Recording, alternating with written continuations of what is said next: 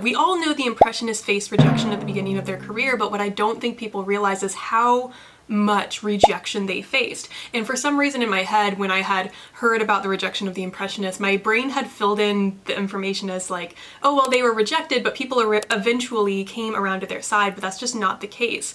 In fact, the success of the Impressionists came at a very unlikely time. What saved them came from somewhere that no one had expected. I think it holds this really important story about resilience, rejection, and I think what we can all glean from a story like this, which is why we're telling it today, it's sort of about that feeling that you get whenever other people are labeling you and your voice as wrong or unserious, when you know in your heart that what you have to say is valuable. And when you encounter that kind of frustrating feeling, you kind of have a choice to make, right? You either ask, do I change to fit the box that they put me in?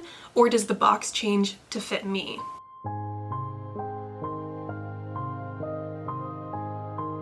The Impressionist movement is perhaps one of the most romanticized movements of art in art history, but it wasn't romantic at the time that it happened. Welcome back to the reclaimed creative, mindset and motivation for everyday creativity. I'm your host, Jen Carmiel, and today we are exploring the life of Claude Monet, Impressionism, and that in context with rejection and getting through difficult, tough moments in life. The way that I see it, many of us are trapped in a very modern, complicated problem, especially if you identify with being a very creative spirit. We have this ambitious, almost obsessive part of us that genuinely wants to create something very real and meaningful, but you have to be able to withstand the frustration of getting there. And so today I kind of wanted to tell the story of the Impressionists, specifically of Claude Monet, withstanding the frustration of getting there. I was doing a lot of research for this topic. I was personally very inspired by Monet's story, and I thought that you would also like to hear all the tea that I dug up.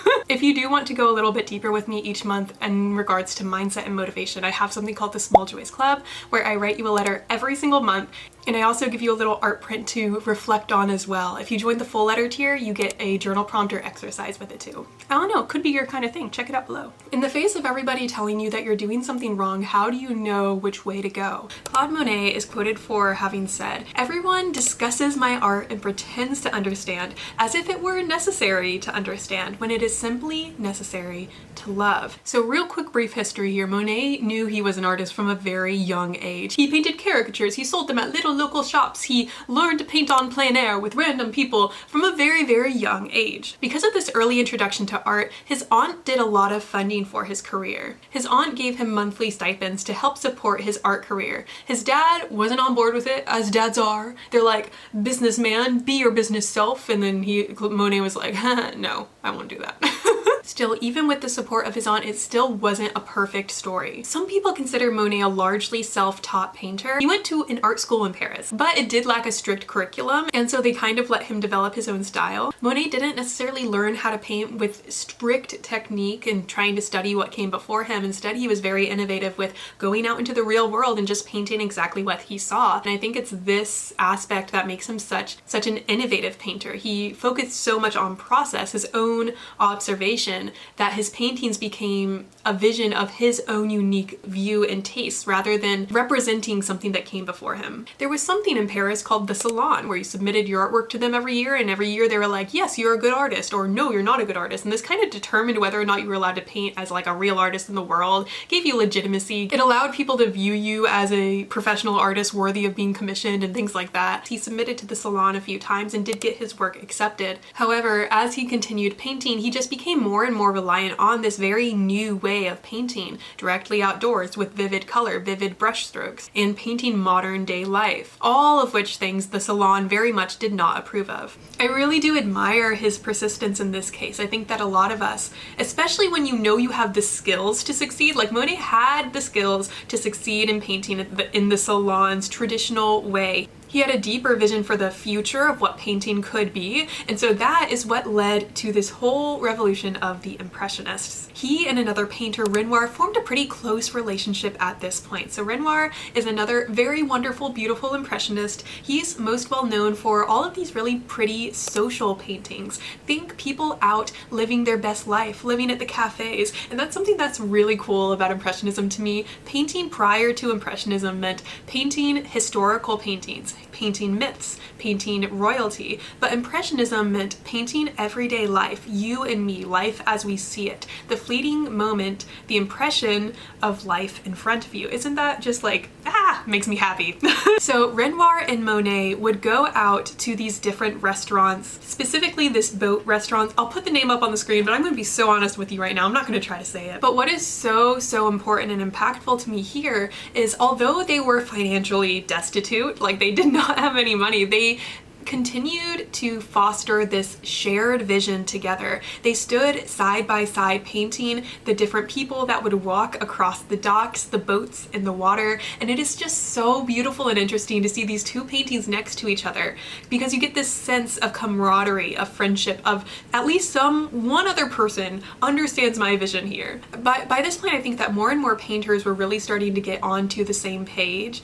The first Impressionist group was formed in 1874, so this isn't for a couple more years in the future, with 30 participants, including very key features like Claude Monet, woo, our favorite. He's one of my favorites at least. Camille Pissarro, and we're coming back to Pissarro later, so you keep that name in the back of your mind. We're coming back to him. Renoir, Edgar Degas, boo. Okay, I'm not saying boo, but he's like a very miserly character. I might make a video on him later, but he's a character of sorts. His paintings are haunting yet beautiful, but him as a person, if you want a video on Degas, comment below. We will throw the shade. Berthe Morisot, my beloved, as well as Paul Cézanne, another one that we don't like. As a person, at least. Can you separate art and the artist? I don't know. It's hard to say. I think, okay, that's a tangent for another day. That's gotta be its own video. I'll come back to that thought. But that's when the first Impressionist group was formed. Let's see, and these boats were painted. I'm putting my timeline together in 1869. So prior to the forming of the first Impressionist group, Monet and Renoir were really starting to work together on this shared vision. It makes me curious that if you in your own life are feeling a little bit isolated or rejected, like, sometimes, so this is my theory at least, creative people often have very important voices, and they're voices that are very different from the crowd. That's what identifies creative, right? Creative is about newness, about what has never been said before, kind of thing. And so I'm of the firm belief that there are other people out there that share your same opinion, your same voice, and they might even share it once they hear it articulated well enough, if you know what I mean. Like if you articulate the draft, they might not get it, but if you articulate the draft and then the finished form and then the finished like collection and then the finished form like times a million, you know, like if you stay persistent with your vision, people are gonna get it eventually. It's just about having the bravery to show up with that vision in the first place, face the ickiness of people not getting you, not understanding you at first, and then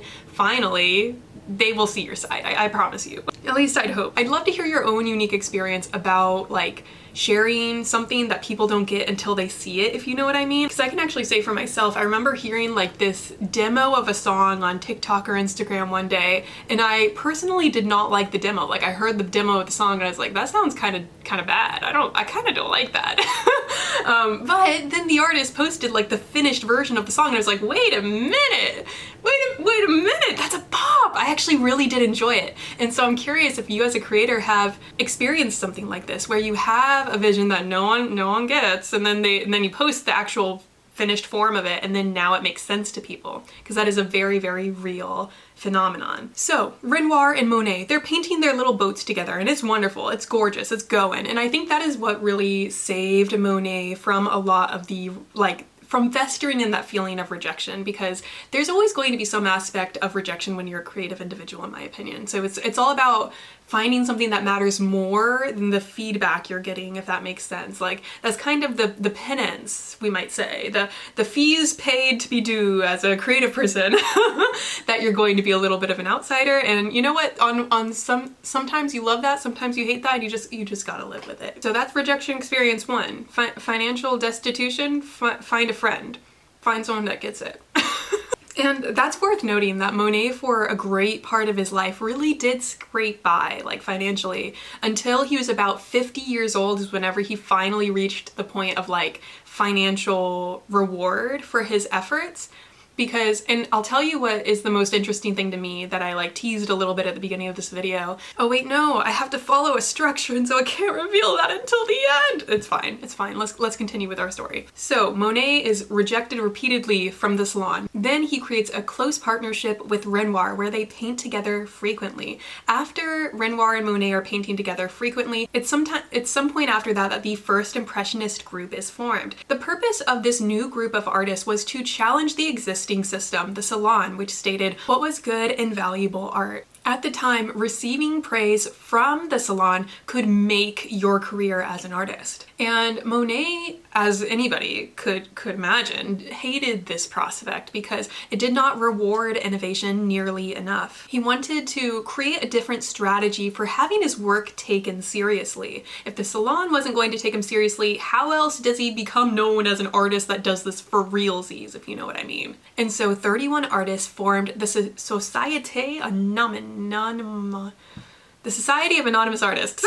They were definitely a diverse group. Like, some artists did paint in a very similar way, such as Sisley, Morisot, Pissarro. They already incorporated that freshness of the being outdoors, the vibrant colors, the fleetingness of the image that they were painting, this looseness. However, other artists were not necessarily painting in that kind of same style, but they were united in their hatred of the normal institution. For example, Degas and Cezanne, the ones we don't like, if you know what I mean. They painted in much darker tones, also painted everyday life, both of which the salon didn't like because the salon's like, please paint fancy people, and then Impressionists were like, no thank you. They all saw themselves as independent artists, though, worthy of their work being seen and sold. And so, on January 17th, 1874, this Society of Anonymous Artists announced an opening exhibition without juries or prizes. It was hosted at a photographer's studio, and the studio itself was actually surrounded by all these beautiful cafes, and so the location was absolutely perfect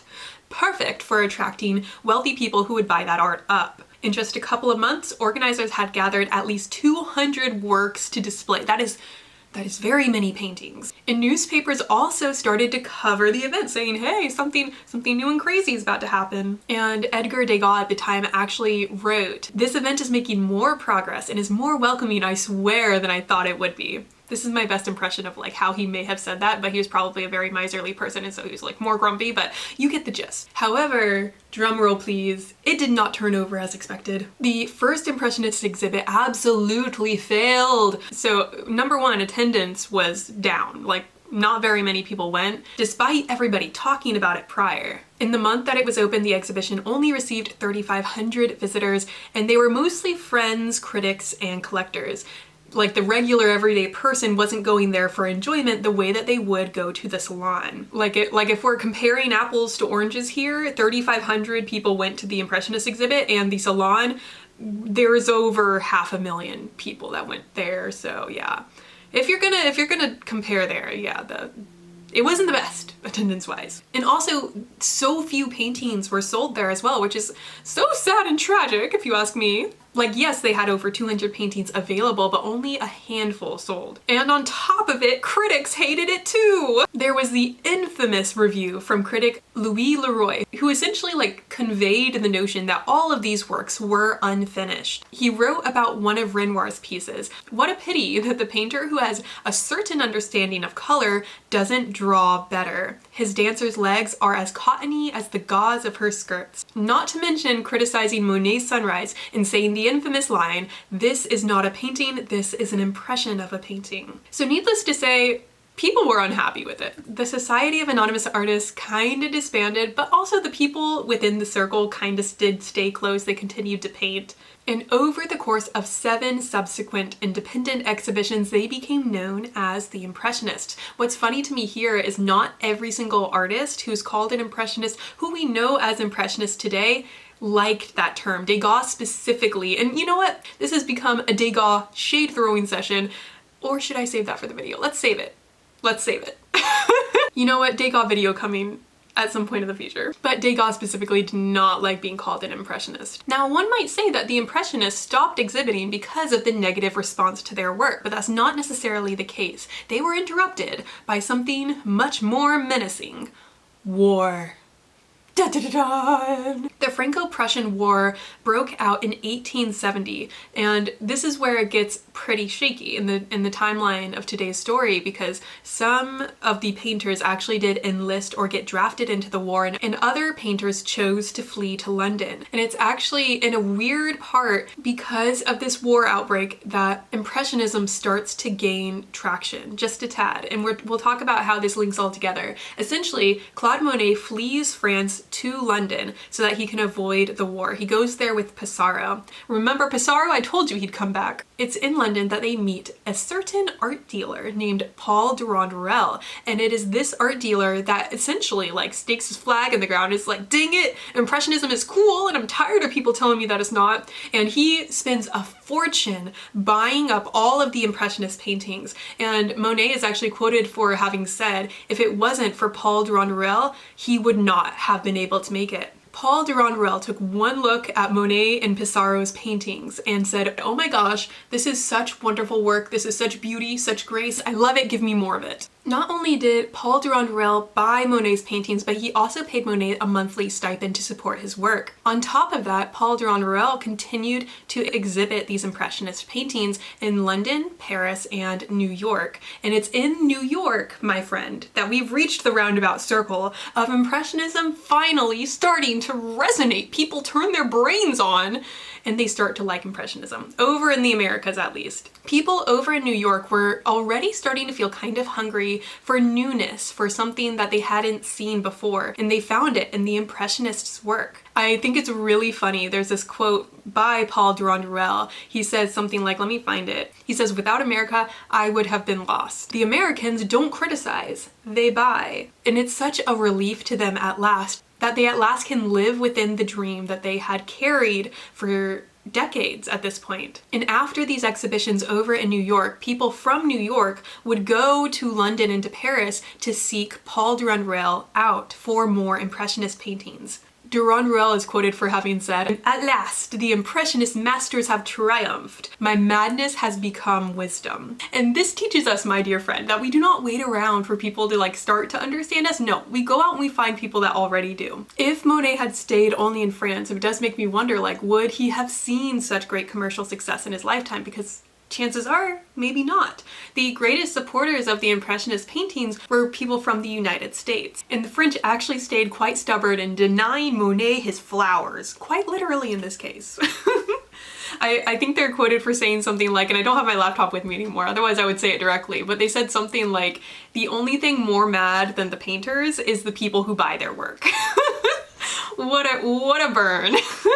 And that's kind of like the thesis statement of all of this. At some point in your life, you're going to encounter people that don't understand your vision, that they don't get you. And so they're going to be like, well, you're crazy. This is never going to work. What are you talking about? And they're going to try to find ways to make you quieter because their world feels uncomfortable with you in it. And I'm very happy to hear Monet's story end this way, that he was able to see some amount of success in his lifetime. There are some painters that exist, Van Gogh being one of them, who created such a huge cultural impact and yet never saw that success while he was alive. But one thing all of these people have in common is the ability to withstand the discomfort of trying, being misunderstood. You have to decide what's more important to you, like the work that you're doing, existing in your most authentic form, or conformity. And if you're on my channel, if you're watching this video, if you've gotten this far, it is not, it's not conformity. You don't fit in boxes. I just know that between like you and me and you, us, what box? Get out of the box. Either way, all to say, spending any amount of time here on this channel with me is a gift. I really do consider it a gift, and for that, this humble artist says thank you. He did. That knew there was a new approach to, that knew there was a new, that they knew there was this, I hate saying there was a new, there was a new, like, you know, they knew with a K, but then they knew with an it. I'm not gonna say that. They understood that there was a new.